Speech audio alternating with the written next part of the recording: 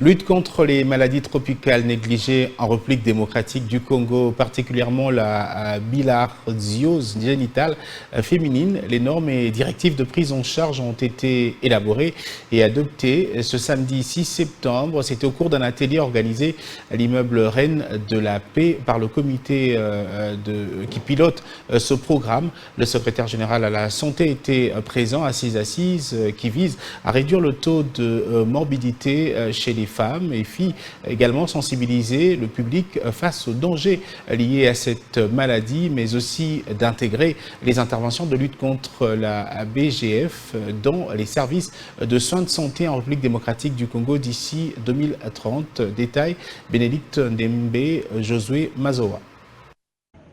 Plus de 26 millions de Congolais sont affectés par la bilharziose génitale féminine. Plus de 65 millions de personnes exposées dans toutes les provinces et plus de 15 millions des femmes et filles atteintes de cette maladie sur l'ensemble du pays. Il était plus que temps pour le programme national de lutte contre les maladies tropicales négligées à chimiothérapie de tirer la sonnette d'alarme sur cette pathologie qui représente un grand danger pour la femme et la jeune fille. À en croire le directeur de ce programme, l'objectif est non seulement de plaider pour la prise en charge de la BGF à travers la mise en place d'un cadre normatif, mais aussi faire large écho en sensibilisant toutes les couches de la population sur cette maladie méconnue du public, mais qui ravage des vies en silence.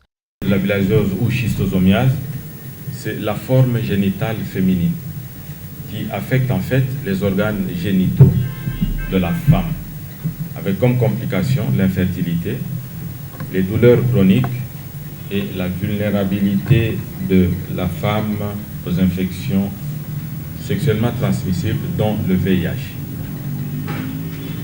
Cette maladie est faiblement diagnostiquée et souvent elle est confondue avec les infections sexuellement transmissibles. Dans son plaidoyer, le représentant pays de UFAR RDC, l'un des partenaires dans la lutte contre les MTN, le Dr Vincent Kamwacha, a souligné la nécessité de mettre en place ces normes et directives pour lutter efficacement contre cette maladie, mais aussi la stigmatisation de celles qui en sont victimes. En intégrant ces normes et directives dans les cursus académiques, les médecins qui nous sortent aujourd'hui parlaient de la BGF.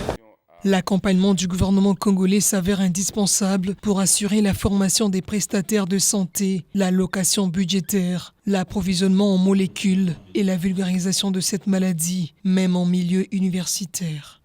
L'apport de la presse est aussi crucial pour atteindre les objectifs fixés, a précisé le Dr Delphin Kachelewa, Medical Programme Official au sein de UFAR. Ces normes et directives validées ont été symboliquement remises au secrétaire général du ministère de la Santé publique, qui a rassuré de l'accompagnement de l'exécutif concernant la prise en charge sanitaire de la bilharziose génitale féminine. Nous sommes de plein pied dans la mise en œuvre de la couverture santé universelle. C'est en fait comment arriver à faire en sorte que toutes les personnes qui arrivent puissent avoir les soins et les services de qualité sans se ruiner financièrement. Et pour ce faire, il y a en filigrane la qualité des soins. Et qui dit qualité des soins, donc nous devons disposer des directives, des normes, des algorithmes de prise en charge, ainsi de suite.